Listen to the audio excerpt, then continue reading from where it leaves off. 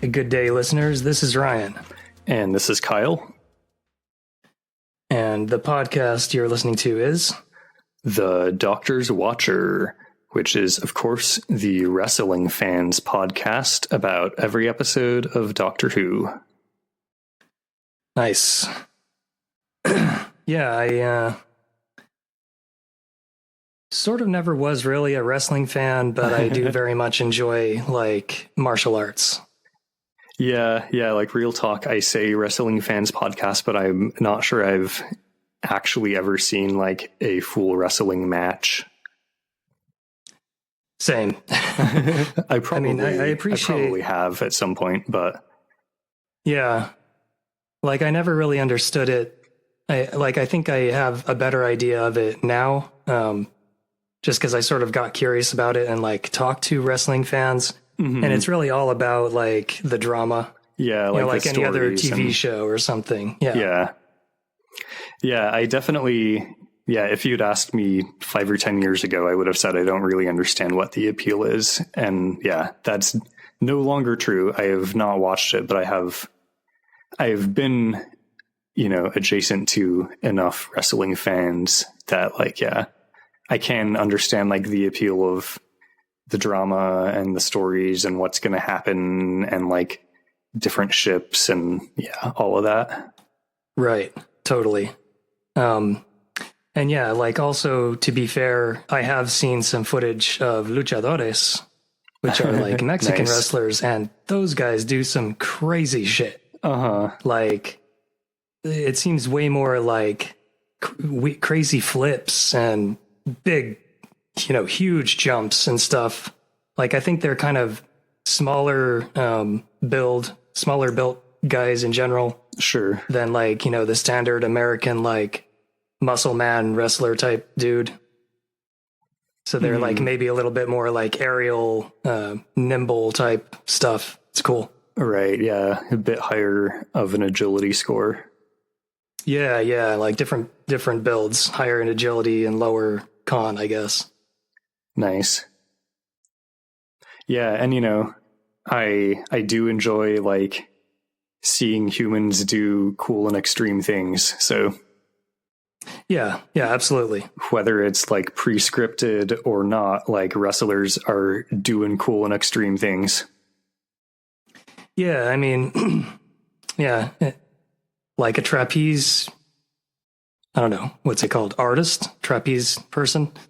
Like they are, very, very scripted because like if you're not where you're supposed to be, right when you're supposed to be, the other dude's going to fall to his death, or maybe you. Yeah, totally. So, if we're being honest, like they do everything to plan as well. Dancers. Yeah. Same thing. And like even in the sports realm, like we've talked about Savannah Bananas, which I believe are unscripted, but they have like specific tricks and things that they know how to do. Right. But then I'm pretty sure the Harlem Globetrotters, I think their games like are very highly scripted. I've heard that. Yeah. Yeah, and I mean, even like a I don't know how you illustrate the difference, like a sports team that's doing unscripted sports, not like all for show, but for actually to compete. Sure, it's unscripted, but they have a plan that they're trying to do. So, yeah, I guess it's all just different levels of scripting. Yeah. Well, how has your script been lately, Kyle? It's been pretty good. Yeah, there's not a whole lot new going on. I guess last time I didn't really talk about what I've been reading recently very much. What I typically do for my reading habits is I have like, a pretty extensive sort of TBR or to be read pile.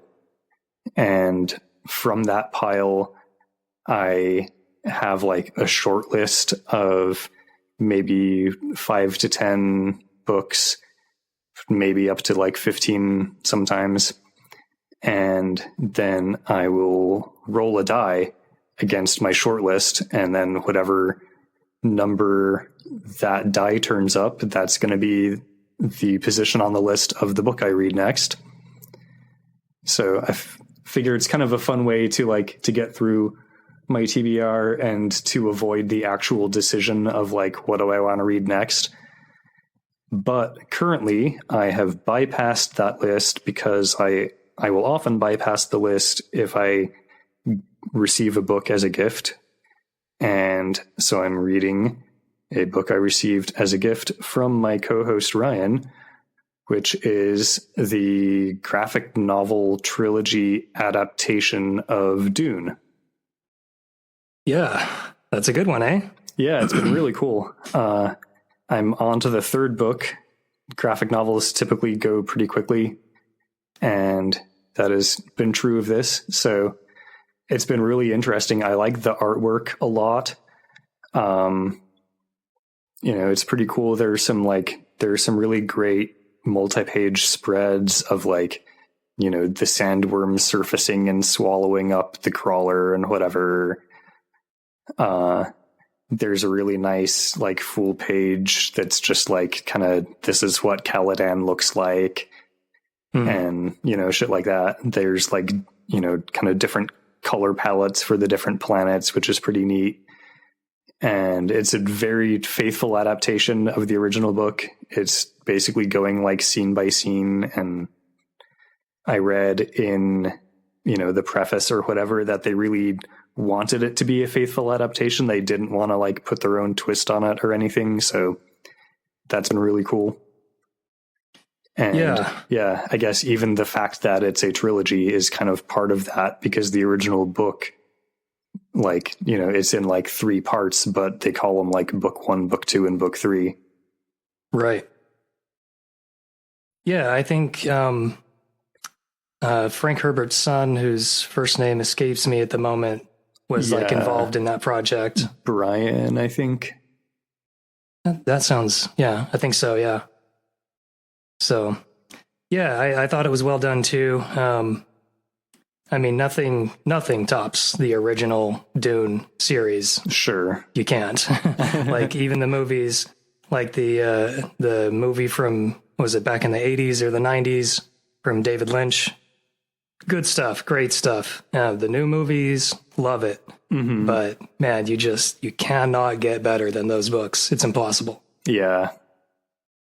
But the graphic novel, I think they understood that, they appreciate that, so they tried to stick pretty close to it. Yeah, definitely.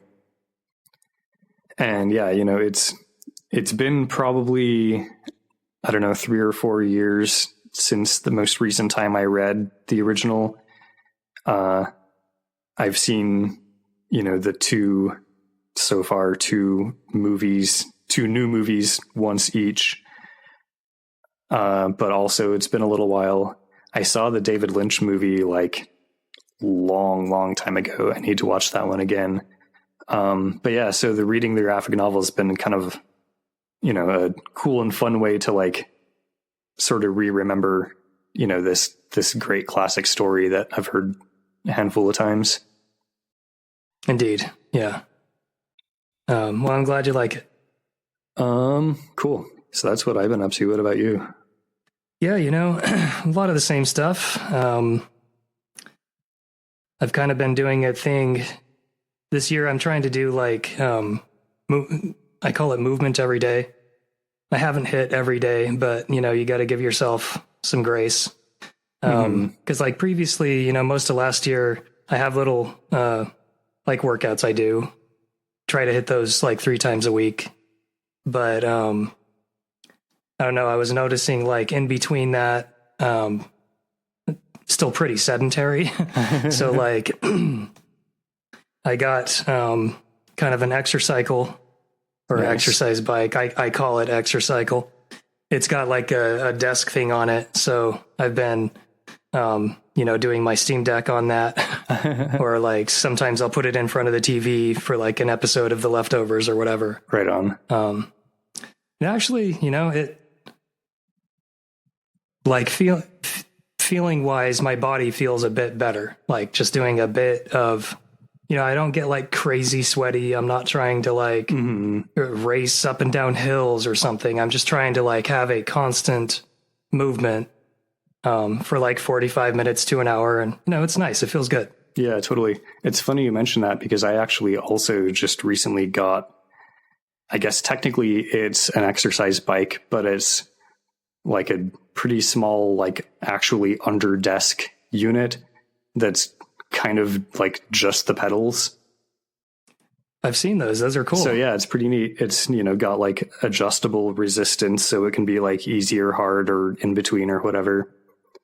And I've only had it for like, a couple of weeks. I've been trying to do like half an hour ish per day, like while I'm at work, like, writing JavaScript or whatever and just pedaling away. You can like, pair it with an app or whatever to like track your shit. But the thing that I like about the app is that it has like sort of all these videos that are, basically like GoPro videos of like somebody actually riding a bike through a nice place. And so, I'll just pick like a 25 or 30 minute video of like somebody biking through like the Dutch countryside. And then like I have that playing on my phone as I'm like pedaling my pedals and like working on my TypeScript, and then can just like glance down for a minute at the video and be like, oh, cool. I'm like, going through this nice forest or whatever, or like going down this snowy mountain and shit. Yeah, that's a good idea. That sounds fun. Maybe I'll try that. Yeah, I knew that, what was that?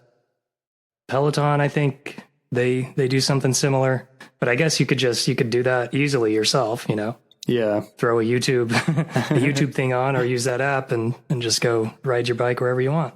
Mm-hmm. So yeah, that's been nice. Yeah, I read the Dune book, or books, I should say, so a week or two ago. Very much enjoyed those. I did want to ask you if, I don't know, probably shouldn't go too deep into this because I could talk a lot about it, but did you read any of the other Dune books in that series? Not yet. I have been wanting to, and Dune Messiah is like somewhere in my TBR pile, but so far the only one I've actually read is Dune. Oh man, they are so good. Like at least the first three, they get weirder and weirder, but what is it? Dune Messiah, and I think Children of Dune are the first three. Is Children? I couldn't remember if Children was third or God Emperor. Oh, yeah. Wait, is Dune Messiah just what they're calling the movie? And then it was God Emperor and then Children or something? I forget. Yeah. Anyway, yeah, the first three books are super solid. And then I think there's 3 or 4 from Frank Herbert in the series that are all very, very good too. Nice. Man, they get really, really weird. But like, I guess that's kind of what you want in sci-fi. But yeah, God Emperor of Dune. Wow. Like,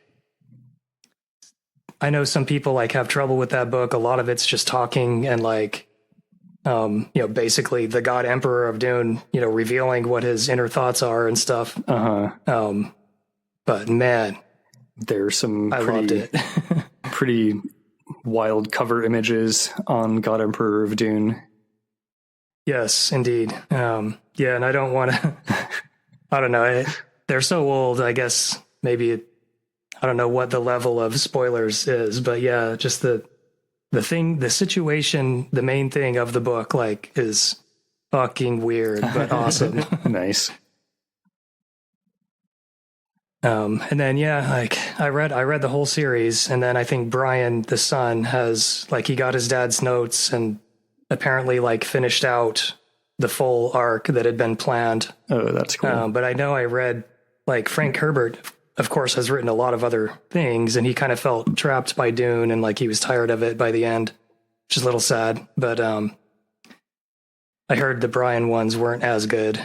But I kind of want to just read them so I can see like where the arc ends up. Yeah, I think I've heard that too, but I could imagine, potentially still being worth reading. Yeah, like I kind of have mixed feelings on that, because it's sort of like he's just riding his dad's coattails, and like, you know, he didn't really he has done his original books like in the same series, so like he has some original stuff, but it's kind of like he's just, you know, writing the thing that his dad built. But then again, like, isn't that what you do? Like, you know, like if your dad starts a company and then you take over the company when he's done, like no one would think that's weird. Yeah, so, totally. I don't know. And yeah, if people are into it, then I guess can't blame them for doing it. Yeah, why not?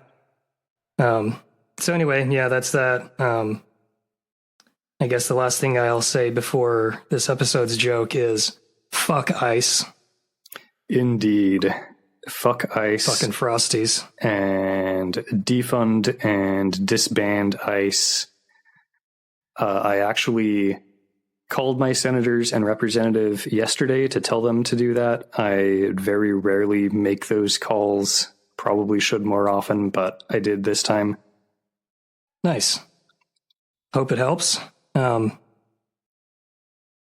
Yeah, again, shouldn't get too deep into this because it'll take a long time, but I saw just recently Democrats now are like talking about offering ICE funding, but with the condition that, what was it, like they don't wear masks and like they have to identify themselves. And it's like, are you fucking kidding?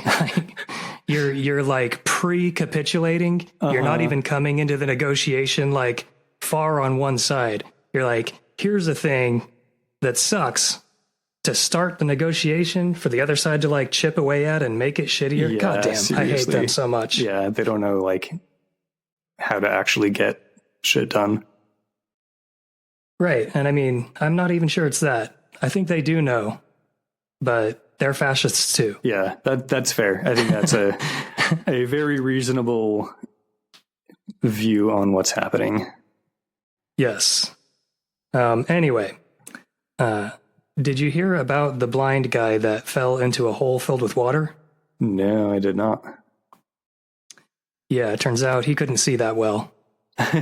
Shit. Hopefully that's not a re-joke, but yeah. If so, it's a pretty good one, so it bears telling. Well, speaking of things that you can't see very well, shall we discuss this Doctor Who episode that neither of us are currently watching at the very moment? Indeed, I haven't seen it at all. I can see my notes about it, but I can't see the episode. Nice.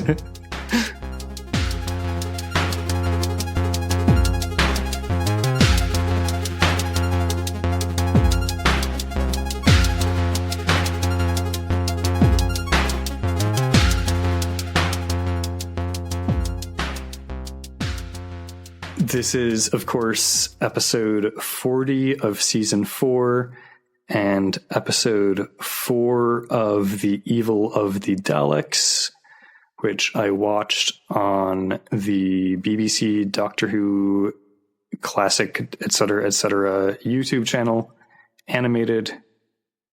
Yeah. Would you like to remind us of the Cliff Dangler?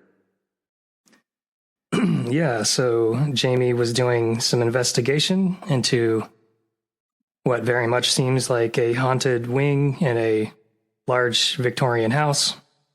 I think the maid Molly is with him, and he's going up the stairs to go there. And I forget the dude's name, but the very cool Turkish dude with the awesome slippers, Kemel. Kemel, yes, ran at Jamie with his arms up, preparing to kick Jamie's ass. And we're about to roll for initiative and play out the battle. Indeed. Molly's not there, actually. Jamie sent her back to her room when it seemed scary. Okay. But yeah, the players all show up, and the DM's like, cool. We didn't have time for the combat last time, but if you're all ready to play, go ahead and roll initiative. So they do, and Jamie and Kemel start duking it out. All the wrestling fans watching, lean forward and scoot to the edge of their seat. And we actually get like a solid few minutes of this fight without any dialogue because Kemel doesn't speak and Jamie's just focused on fighting. So he tries. Does Kemel pull out any like badass wrestling moves? Yeah, he's got a few. There's definitely some grappling. He actually starts by like trying to choke Jamie, and Jamie goes to punch him, and Kemel just kind of like holds his hand up and like catches Jamie's fist and like grabs it. Classic badass move. Kemel's hand is probably like twice the size of Jamie's fist. Nice.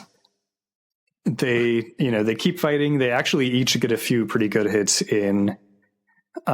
Jamie at one point like breaks a vase over Kemel's head.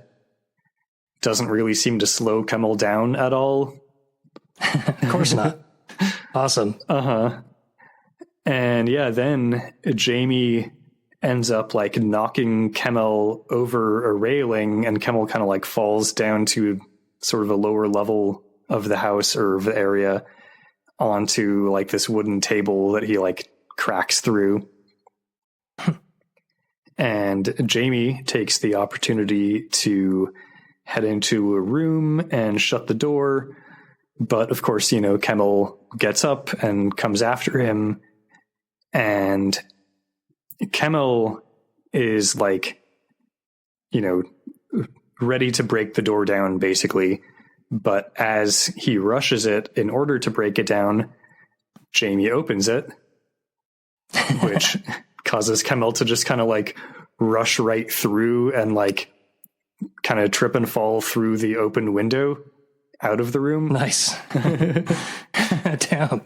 These guys are like hitting a lot of the, classic fight moves. Yeah, totally. Catching a hand and like throwing onto a table and then opening a door really quick so they stumble through. Awesome. So luckily for Kemel, outside the window is not just a sheer drop. It's like a slanted roof. So he kind of slides down this roof bit and actually ends up like dangling off the edge, just kind of like hanging on to the edge with a hand. And it's a roof dangler, not a cliff dangler. So like the episode continues. That's good. Jamie kind of like sees what happened and actually, searches the room really quickly and finds a rope and like throws the end of the rope down to Kemel, who is able to grab it, and Jamie kind of like pulls him back up to safety. That's very kind. Yeah. Don't want the guy to die, I guess. Yeah, so Kemel like gets back in the room. He has this kind of look of awe on his face, maybe also probably look of having a crush. But Jamie just leaves. Meanwhile, a Dalek rolls past the room that Victoria Waterfield was being held captive in. She obviously got moved out of this room, if we remember from the previous episode. But this Dalek rolls past and drops a handkerchief embroidered with VW, like in the room, and then moves on. Jamie is investigating the area. So a few moments after the Dalek leaves, he arrives at this room. The handkerchief is just like right there on the floor. The DM doesn't even make him do like an investigation check or anything. So he picks it up. It's got a VW on it. And then Kemel slams into him from behind, sends Jamie like sprawling onto the bed of this room. Is this a Chemi ship like suddenly ramping up?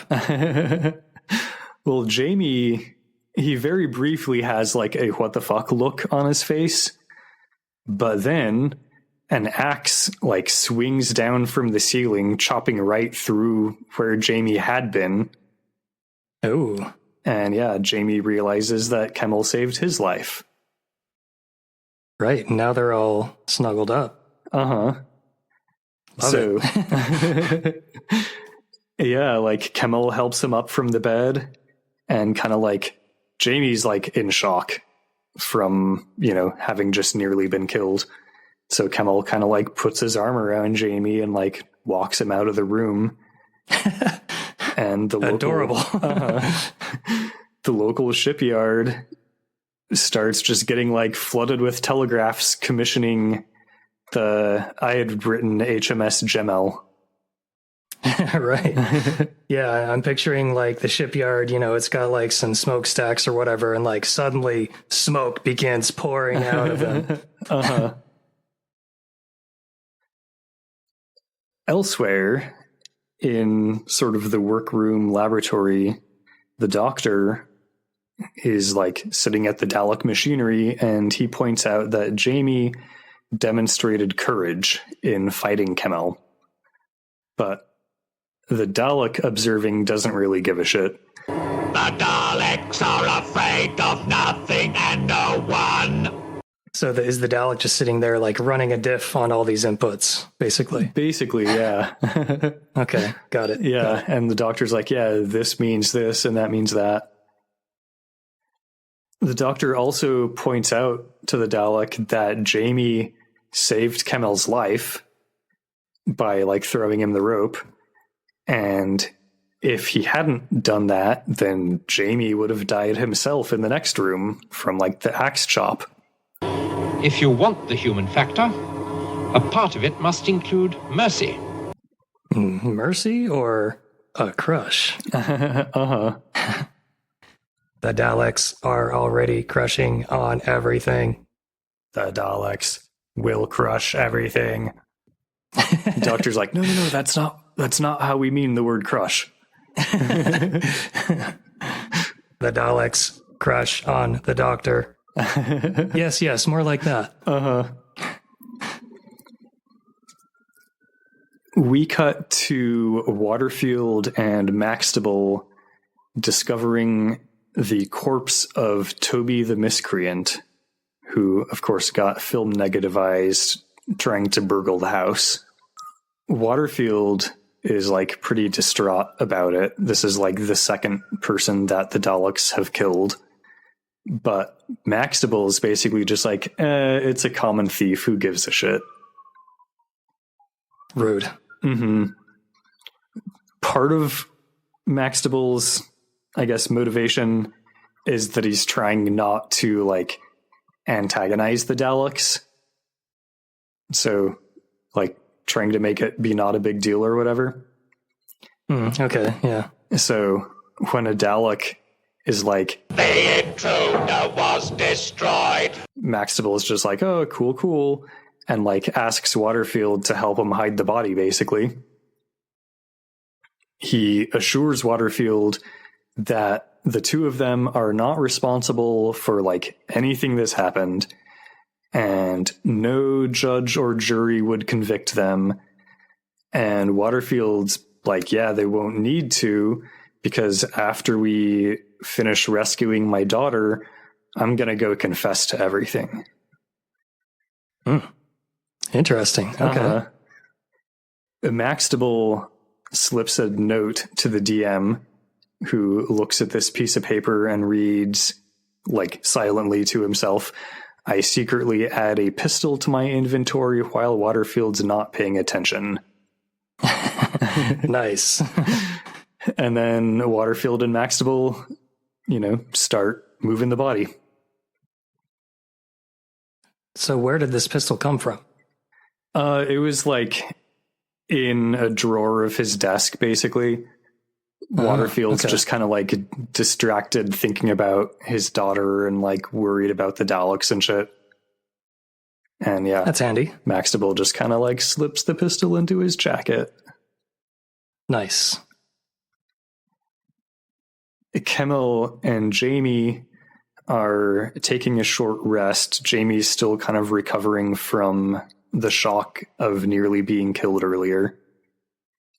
He starts chatting with Kemel and quickly realizes that Kemel can't speak. Aye, well, you're a sight better than a number of people I know who can. I wonder what your name is. So Kemel goes and, like, writes his name in the dust on the windowsill, basically. And Jamie introduces himself to Kemel. Kemel sees the VW handkerchief that Jamie found and, like, gets pretty excited and kind of, like, pulls this folded piece of paper out that he has tucked into his belt and shows Jamie inside this piece of paper is, like, a pressed flower. And Jamie figures out that, like, Victoria Waterfield gave Kemel this flower, and, like, maybe Kemel's kind of into her. Oh, man. I thought they were going to, like, bond over, you know, a love for German automobiles or something. But And what are we fighting for? Do you not know what I'm doing here, Kemel? Victoria Waterfield is being held a prisoner here somewhere. So Kemel, like, points at Jamie and then points at himself. And Jamie's like, Aye, we'll go together. There's no one I'd rather have with me. oh, yes. Awesome. and yeah, the smokestacks at the local shipyard, like, go into overtime. Indeed. They need to get the HMS Jamel or Kami prepared.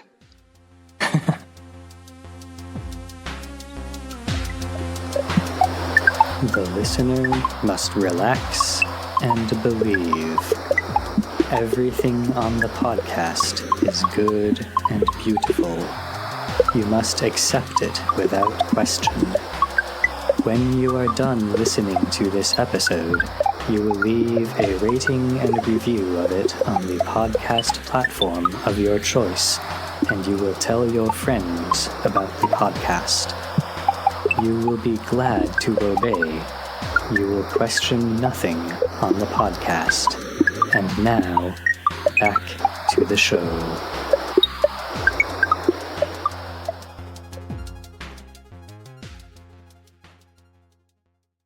Maxtable and Waterfield have carried Toby's body out to the stables. I don't know if they're going to, like, feed it to the horses or just, like, bury him out here or what the plan is, but they've brought him out to the stables. Waterfield is still, like, pretty upset about it, but Maxtable is just like, dude, I'm fucking sick of you and your shit. I take you into my house, you and your daughter, provide for you. Yes. Is your daughter they have kidnapped?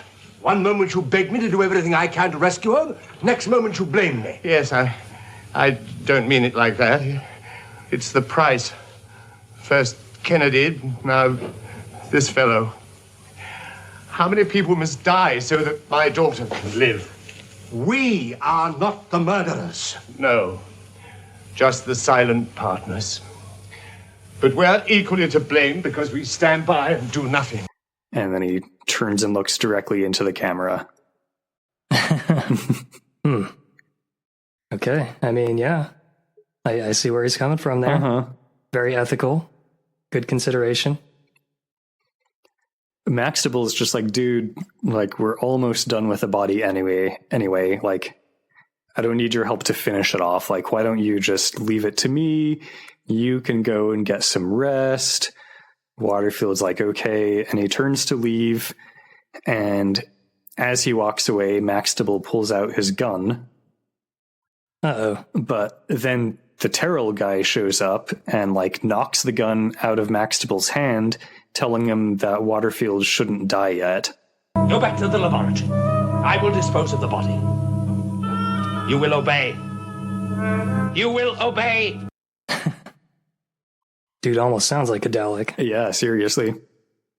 There's a scene of Kemel and Jamie kind of, like, you know, searching for Victoria together. They're going down corridors. They hide from and then follow a Dalek, that sort of thing. At one point, there's, like, a weird buzzing noise, and Jamie shouts, "No!" And they both crouch just in time to avoid getting brained by this big, like, basically mace, like huge spiky ball that swings down from the ceiling. Nice. Back at the monitoring station, the doctor's like, aha, Jamie used instinct. A Dalek has posted Victoria at sort of like a landing or balcony sort of thing on an upper level of the house. And there's another Dalek like down on the lower level that asks for her name, which she says, and then it asks her to repeat it louder. Victoria! Victoria Waterfield! You know my name! And then it's just like, Inspection is over. and like takes her away. But not before Jamie and Kemel spy her from a doorway they're down on the lower level as well.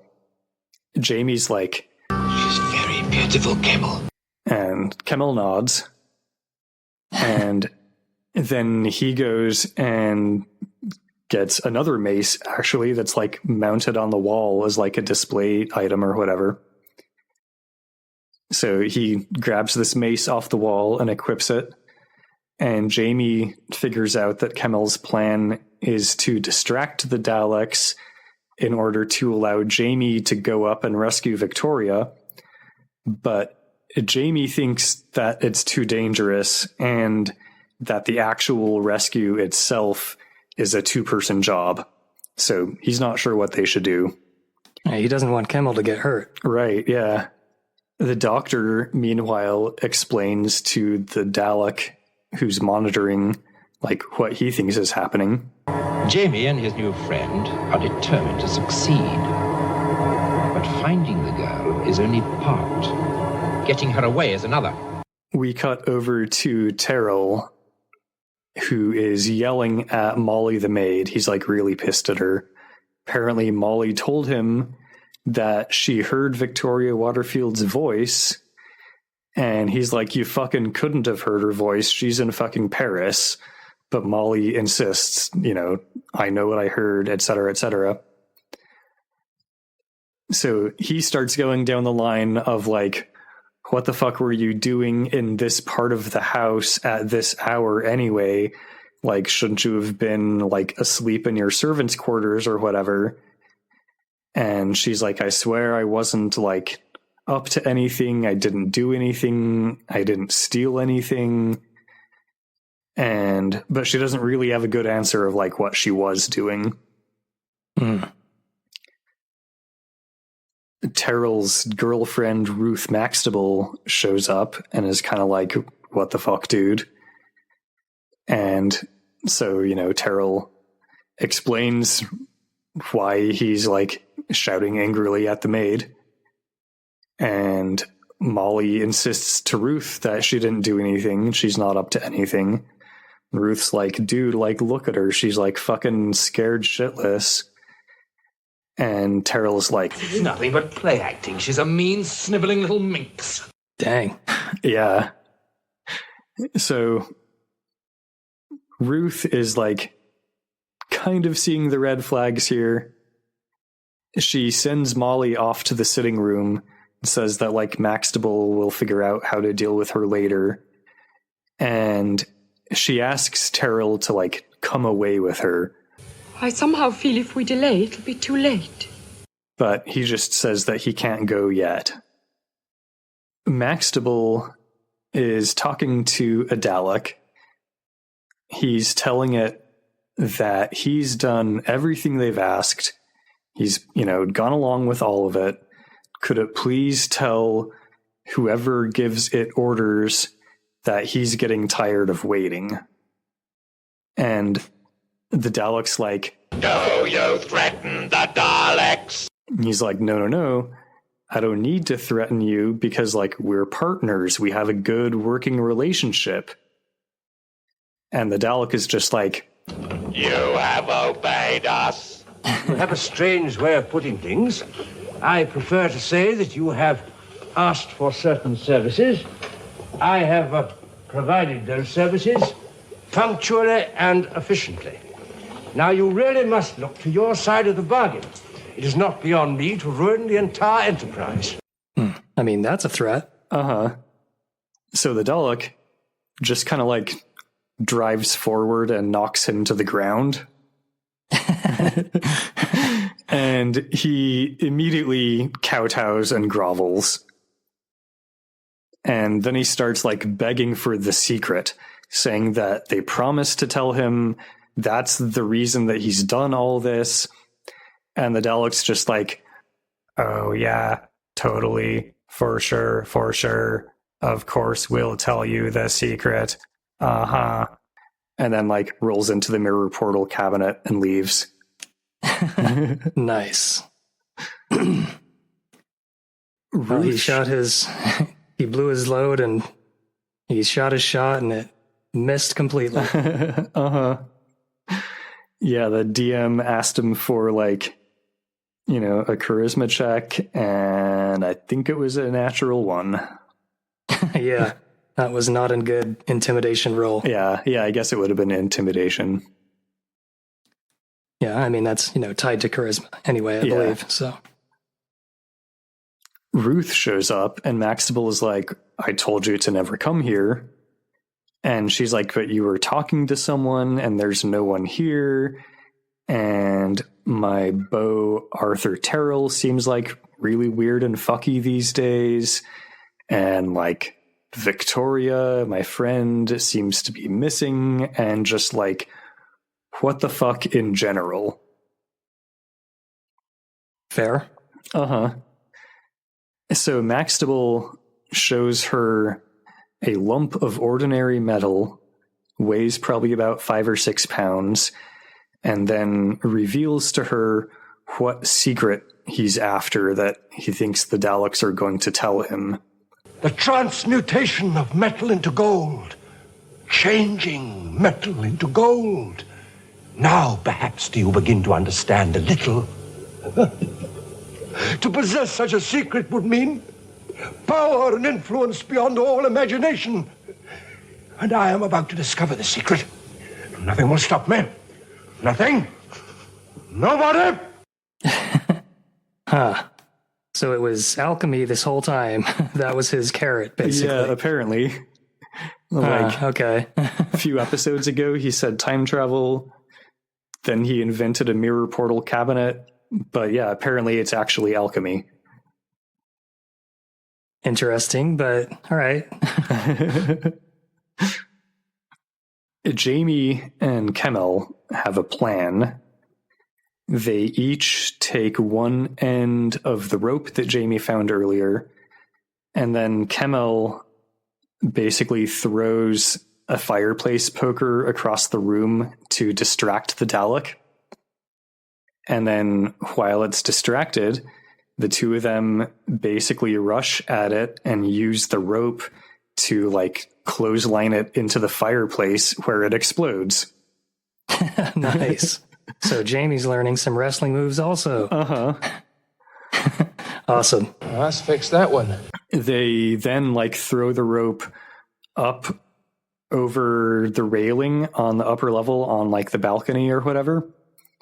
Jamie, who I should mention for no particular reason, just as a reminder, is wearing a kilt. Jamie goes up the rope first. Kemel watches him go. Ooh, things are getting spicy. Uh-huh. And then, like, once Jamie has, like, safely reached the top and gotten over the railing, then Kemel starts going up the rope himself. But it seems like he might be a bit too heavy because the railing starts to creak and, like, maybe start to crack a little bit. So he starts climbing faster. Jamie actually like reaches out and grabs his hand and like helps him the last little bit up and over the railing. Nice. So yeah, they both get up there. They go and like knock on the door of the room that they think Victoria is being held in. But, and you know, they're like shouting her name and stuff. But before the door opens, they get distracted by a new Dalek entering like the lower level that they just climbed up from. And while they're watching that Dalek, another Dalek comes out of the room that they knocked on the door of, that they think Victoria's in, and like comes up on them from behind. And with that, the music plays and the words say Doctor Who Patrick Troughton.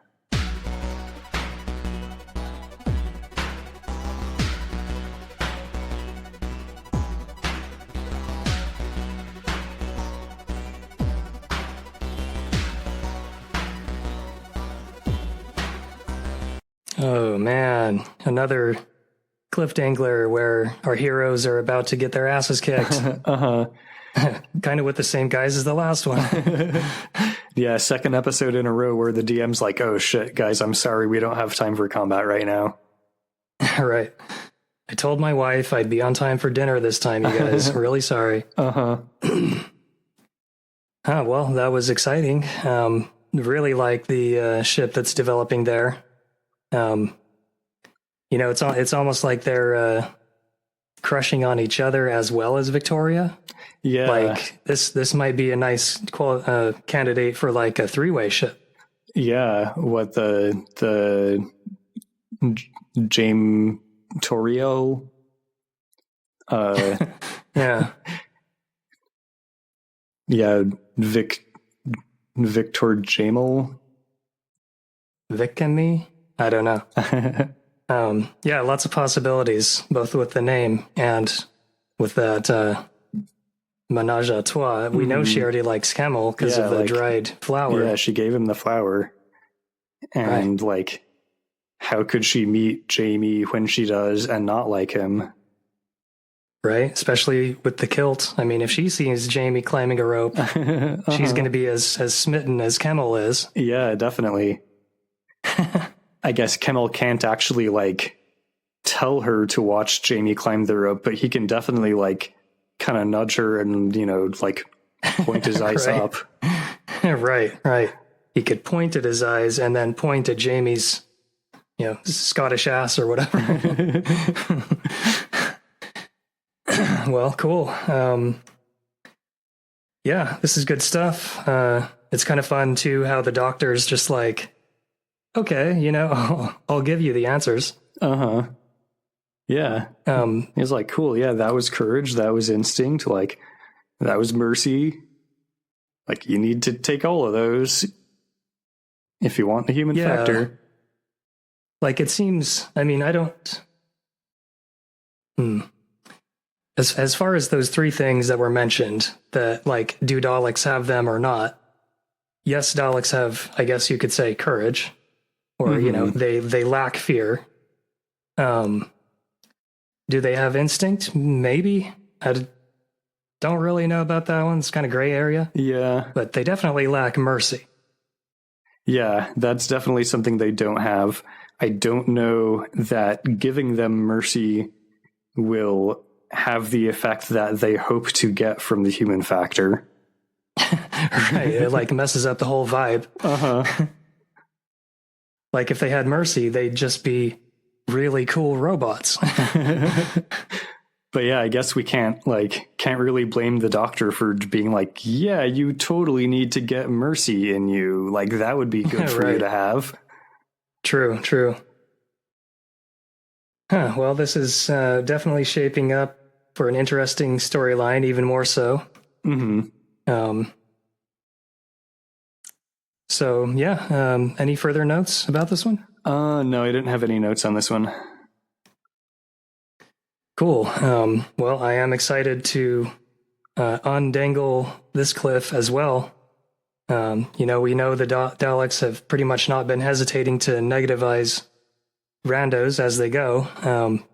Will they hesitate to negativize some of our lead characters or not? Yeah, totally. And if Kemel gets negativized, Jamie's gonna flip. So no matter what happens, it's gonna be good. Yeah, I'm excited to see how it all plays out. Yeah, well, thanks for describing this action-packed, wrestling-packed episode for me, Kyle. Indeed, and thanks for joining me on this journey through a wrestling match. Indeed.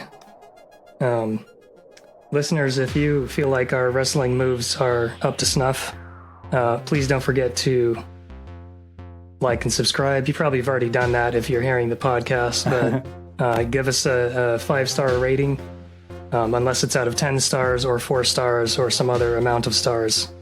And in that case, give us the most stars you can. Indeed. Just, body slam that rating down onto the mat of your podcast rating platform of choice.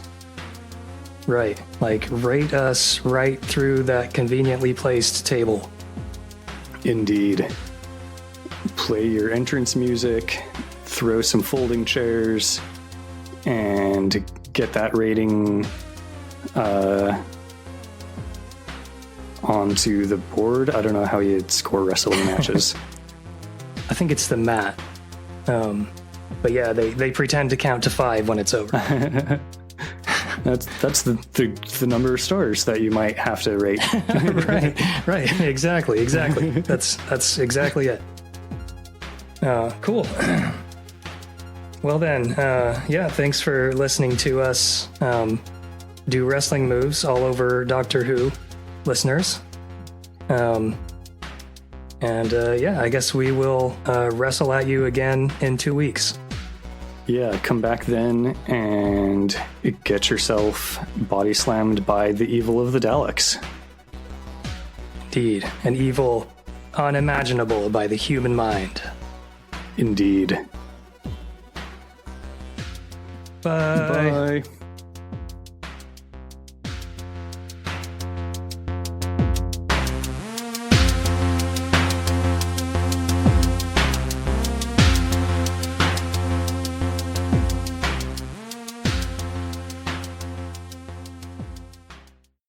The intruder was destroyed. What are we to do? Where is the doctor? He must be told. No. Why not? Obey me. Waterfield, I beg of you, do not antagonize our friend. Why do you consistently avoid reality, Maxtable? Another man has died. Can't you grasp that fact? You will hide the remains of the dead human intruder. No. That is an order. We must do as they say, Waterfield. We cannot anger them. Here. Wrap the body in this. No. We must. Have you lost your mind? Don't you want to see your daughter again? There's no end to this. The hands of the devil. Dispose of the body. Obey.